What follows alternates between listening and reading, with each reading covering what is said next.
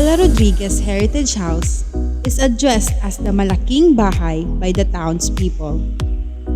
It lies at the heart of Sariaya and known as one of the most notable witnesses to the colorful history of the town. This heritage house is special not for other reasons but for the story of its own. Number 44 Rizal Street, Sariaya, Quezon is where to find this Art Deco heritage house. It was owned by Dr. Isidro Rodriguez and Doña Gregoria Gala in the 1930s. The impressive architecture was a creation of the Philippines' most famous architect, Juan Nakpil. This luxurious house was matched with Don Gonzalo Puyat's French provincial design.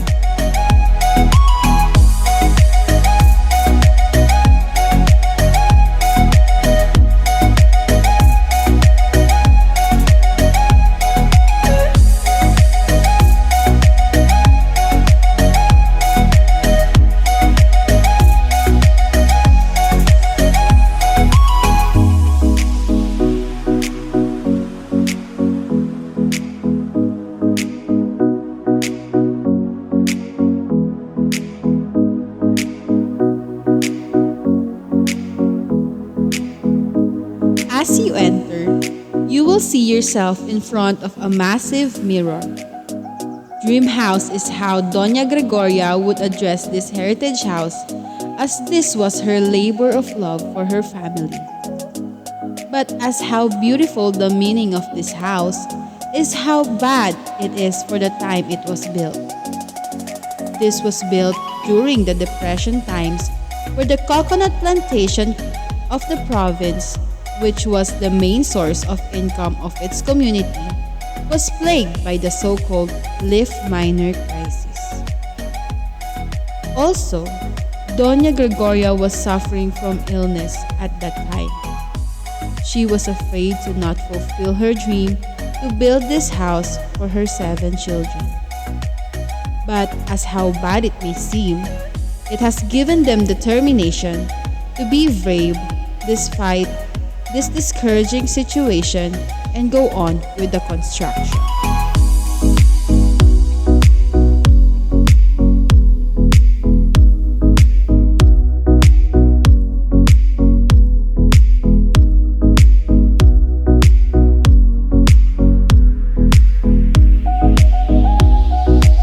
In this first floor, there is an office-like room that contains pictures of the family. The house was completed and the family planned to occupy the place on May 4, 1935, which was Doña Gregoria's birthday. But 2 days before their move, Doña Gregoria died. But she died with so much contentment and happiness, for she knew that she has fulfilled her dream for her family. The eldest among the sisters, Carmen, took charge of the house and her siblings. After passing these 2 poles is another area in the first floor. It contains different rooms. There are 2 bedrooms, a room that is locked, and a dining room.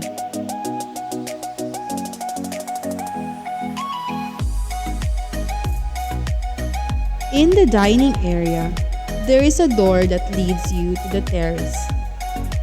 On the floor of this area is a secret door or a passageway to the cellar. In 1942, during the outbreak of the World War II, the house was occupied by the Japanese Imperial Army officers.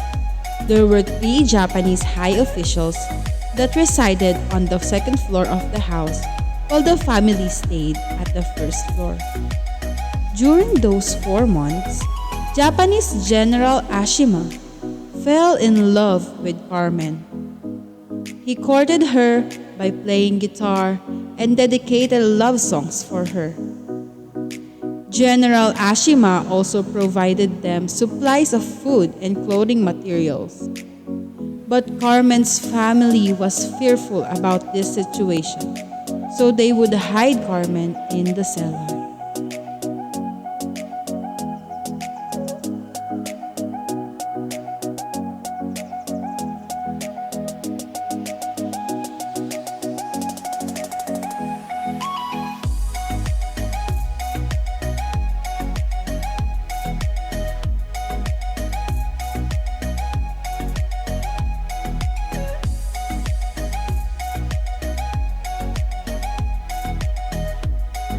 In this cellar, there are different old things.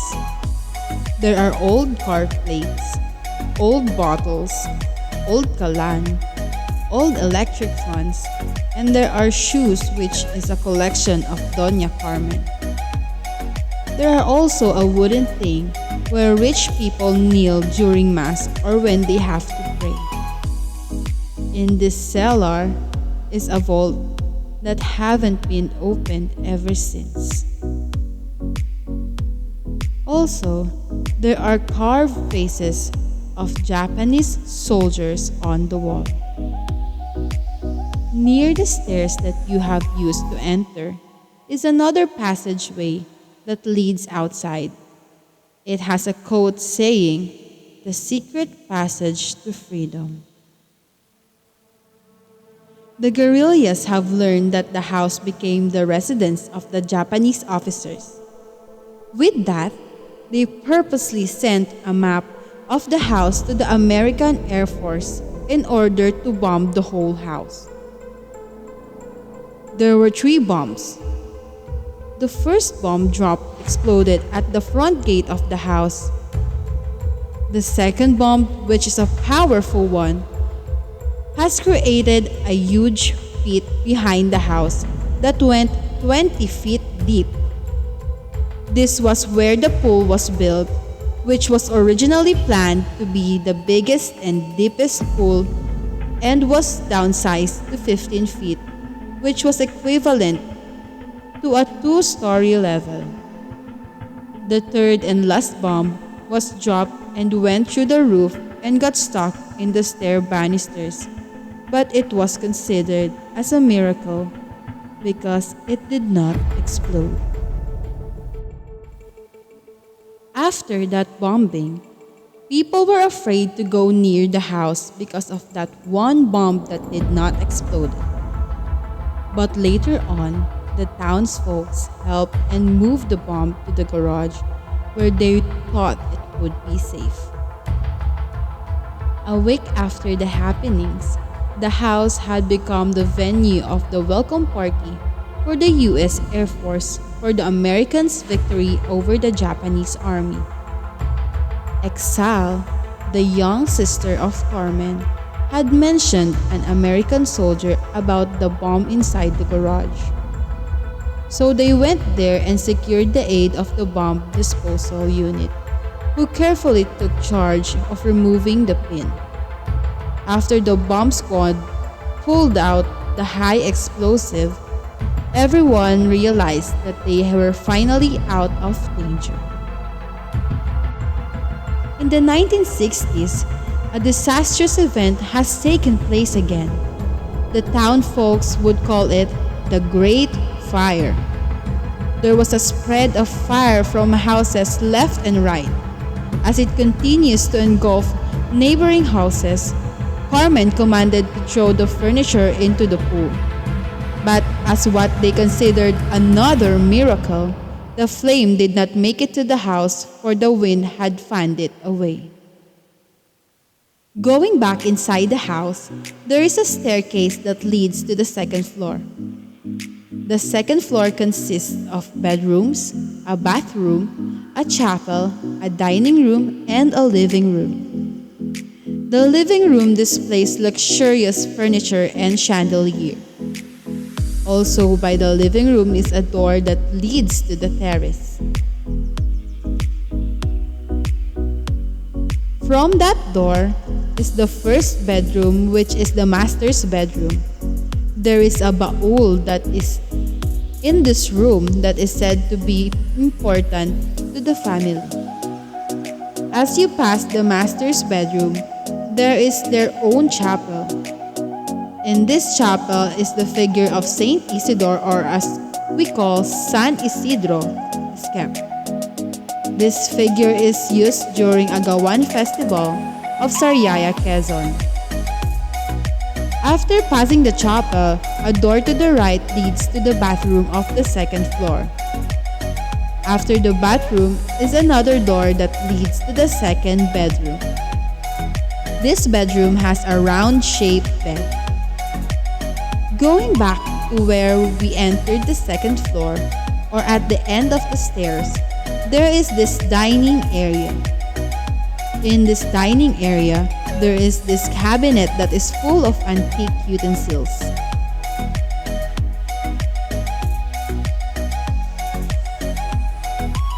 Near that cabinet is a door that leads to another room.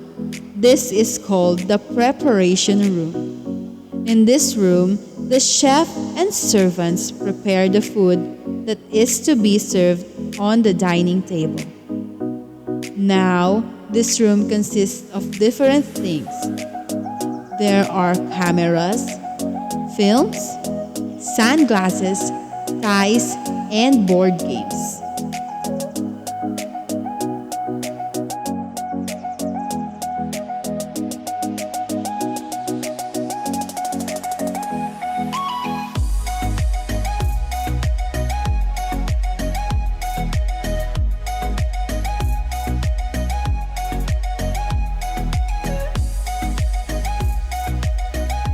This heritage house is preserved by cleaning it regularly. They also have their office at the back of the house where tourists can inquire about having a tour in the heritage house, or for their hotel and resort where they can also cater different occasions. The family of the house is good at enterprising, and now the back of the house is called Plaza de Shalom. This heritage house have survived tragic and momentous events, but was certainly a blessed and preserved house. It was declared as a part of the National Heritage by the National Historical Institute on May 14, 2008. The family of Mr. Roger and Mrs. Gladys Cabunyag is the fourth generation of the family and the current owner of the house. The house is open to share and reminisce stories that had contributed to the colorful history of this house, the Gala Rodriguez Heritage House.